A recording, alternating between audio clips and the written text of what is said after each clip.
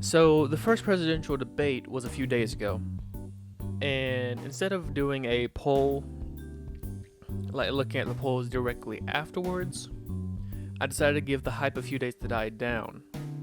Now, of course, some states like Georgia, Biden is up 2% still, which is very surprising because Georgia's not really a battleground state, or I mean, it is now, but it's not really a swing state.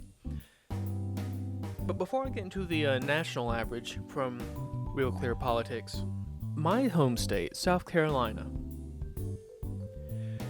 Trump went down almost 10 points after the debate.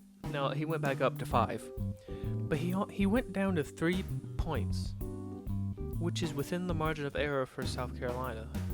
I don't know if that's for the whole country, but at least South Carolina, that's within the margin of error. And now he's up 5 points, but that's just about in the margin of error for South Carolina. We're dumb. But that's just about in the margin of error for South Carolina. Which means I might be actually voting for Biden. Swallow my own ideals and do that. Because my original plan was look at the polls, see how close the race is in South Carolina, then vote Howie if it's continuing to be 12 for Trump. Now, of course, will Trump having COVID, will that affect his polling nationally? It might. It actually might. Especially if it gets bad. Because then there might not be a Trump, which I hope doesn't happen. Genuinely, I hope that doesn't happen. That would be absolutely terrible. And I know that sounds sarcastic, but I'm being serious.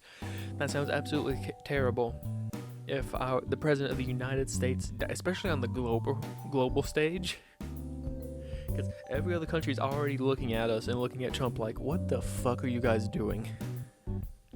And then our president, who's been downplaying it and saying it's not that bad, publicly at least, and saying, inject bleach, take hydros, and then he gets it. I'm sure he popped so many pills. But that's beside the point. The national polling, according to Real Clear Politics, as of October 2nd, says Biden's up. So Biden's up about 5 points. I've seen polls that say the national average is 8 points for him. This one's saying +3 and +7, respectively. So I'm going to say that he's up 5 points nationally, according to Real Clear Politics. And I'll have that up on screen. I've probably had polls up on screen the whole time. I don't feel like doing the Minecraft thing today. So what does this mean? Well, it means Biden's lead post-debate didn't really change. I do hope Trump has a speedy recovery. I do not wish death by irony on one single person. But that's what it would be. It would be death by irony. And I do not want a Pence presidency for the last month. I dare say that a month of Pence would be worse than 47 months of Trump. Now, of course, it'd be actually more than a month. It'd be, assuming Trump loses, of course, it would be, January's in 3 months? So it'd be 3 months, and that would be so much worse. Religious freedom would be cast away. Anyway, that's all for today. Bye-bye.